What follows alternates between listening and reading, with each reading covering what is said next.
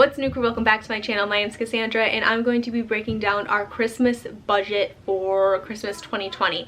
I'm going to be sharing with you guys how we're breaking down our stockings for St. Nick and also our budget for actual Christmas gifts for our children.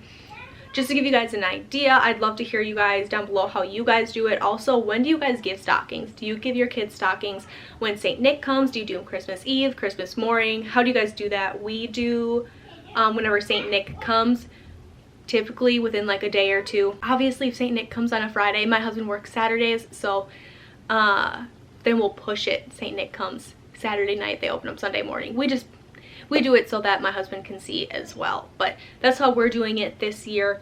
Let me know down below. I'd love to hear from you guys, but I'm going to jump into sharing with you guys how we do our Christmas budget, how we break it down, and hopefully this will help you guys if you're struggling to come up with a Christmas budget. I'm a mom of 3. My kids range from age 5 to 11 months. However, my 11-month-old turns 1 just a couple days after Christmas. So I'm going to share with you guys basically how we're breaking down our budget this year for not only like actual Christmas presents, but stockings and kind of everything that is wrapped all up in the Christmas season. So how me and my husband decided to break down our Christmas budget this year is really similar to how we've done it in the past. Basically being that we like to keep Christmas really minimal for our kids, just because A, we don't want them thinking that that's all that Christmas is receiving things, and B, we have a ton of family that is also going to spoil the heck out of our kids. They have grandparents, they even have great-grandparents still alive, plus all their aunts and uncles. There's a ton of us, so they don't need a lot from us as well. Also, how we break down our kids' presents is they get 1 gift from Santa and usually around 3 gifts from mom and dad.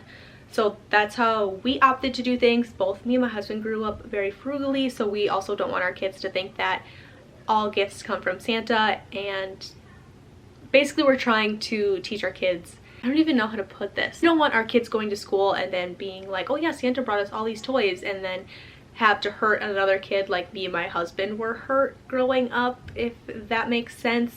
I hope that that's making sense, but that's the best way I know how to explain it. So typically our kids get around 4 presents.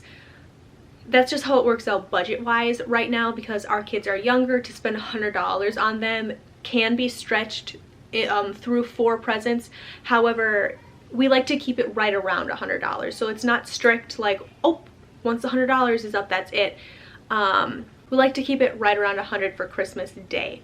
So that budget can go a little bit over, not excessively. I'd say we can go maybe like $20 over, but that's really where we like to keep it.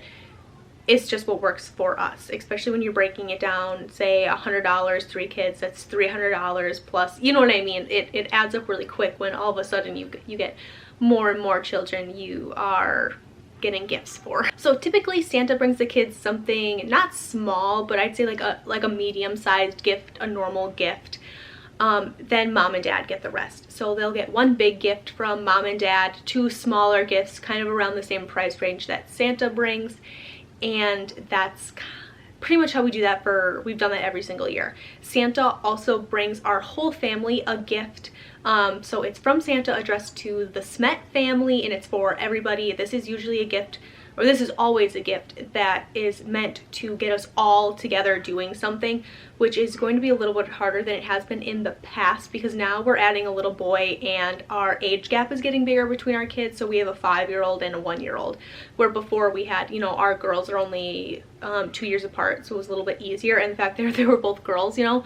But this can be a board game. Last year it was a snowman making kit, so we all went outside and made a snowman together. Sometimes it's Legos, we've done Play-Doh, just something that me and my husband can sit down with the kids.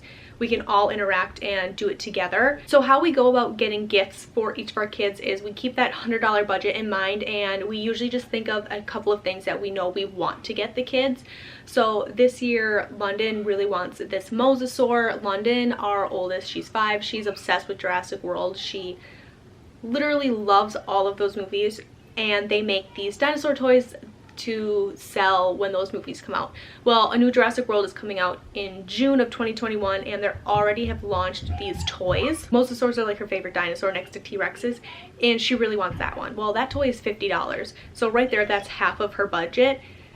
but it's something that she really wants. So we'll get her that, and then a handful of smaller things. We know that we want to get the kids some more kinetic sand. They love that stuff, so they'll each get a bag of kinetic sand. Kinetic sand's like $15, so right there, you know, it's just kind of how we manage things. So London, because those two gifts are, well, because her one gift is more expensive, we might push her over a little bit extra to get her another gift, because our kids are still little. They don't see the dollar value yet.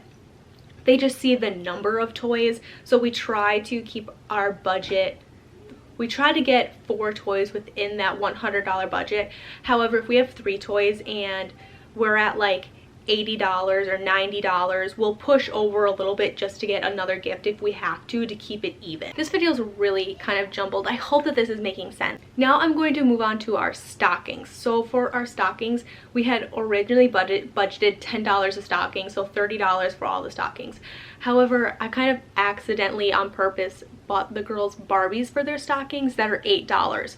So technically I could stay within my $10 budget if I got them each like a candy cane or something small to go in with their stockings.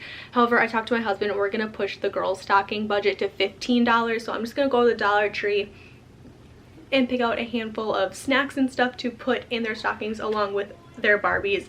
However, Colt's stocking we're gonna keep at $10 because he's 11 months old. He doesn't really know and he doesn't really care. So we're gonna keep his budget at 10. We're gonna bump the girl stockings up to 15. So 30, 40. We're gonna spend $40 on stockings this year. And I think that's probably where we're gonna keep it. As the kids get older, we're pushing our budget like more and more. It's just what happens. Kids get older, the things they want get more expensive, but that's basically how we're breaking down our Christmas budget, at least right now. I really hope you guys are enjoying Vlogmas. Let me know down below if you have any video requests or video ideas. I'd love to share those with you guys. Make sure you subscribe because I'm also going to be sharing what I'm putting in the kids' stockings. I know earlier I mentioned the girls are getting Barbies, but I have no idea what I'm putting in Colt's stocking yet, so that'll be a total surprise for you and for me. Thank you guys so much for watching. Don't forget to follow me on Instagram. That's @CaffeineCrew, and I'll see you guys tomorrow for another Vlogmas video.